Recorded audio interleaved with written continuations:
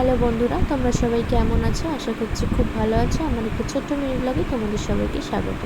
ঘুম থেকে উঠেই সবার মাথায় একটাই চিন্তা থাকে, ব্রেকফাস্টে কী বানাবো।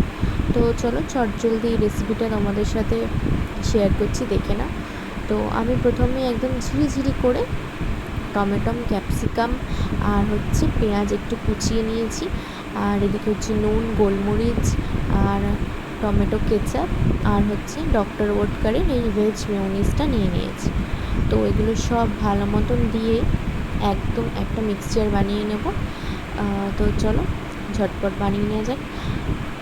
মিক্সচারটা বানিয়ে নিয়ে এর মধ্যে একটু টমেটো কেচাপ দেবো আর ডক্টর ওটকারেরই আর একটা ভেজ তন্দুরি মেয়োনিজ আছে, ওটাও অ্যাড করতে পারো। তো আমার কাছে এটা শেষ হয়ে গেছিলো, বাট যেটুকুনি ছিল আমি সব কাচিয়ে দিয়ে দিয়েছি। আসলে আমার এত ভালো লাগে এই মেয়োনিজটা খেতে, বলার বাইরে। তো চলো ভালো করে সব মিশিয়ে টিশিয়ে নেওয়া হয়ে গেলে এবার আমি এই নর্মাল ব্রেডটা নিয়েছি। তো তোমরা চাইলে কেউ ব্রাউন ব্রেডও ইউজ করতে পারো, আমার কাছে এটা ছিল বলে এটাই নিয়েছি। তো এবার ওই সব মিক্সচারটা ভালো করে ব্রেডের ওপর দিয়ে দেবো, ভালো করে দিয়ে স্প্রেড করে দেবো চারিদিকে। দিয়ে এবার এর ওপরে আরেকটা পাউরুটি দিয়ে দেবো, পাউরুটি স্লাইস।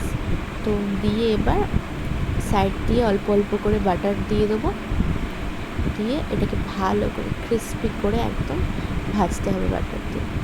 বেশি বাটার দেবো না, বাস হালকা করে।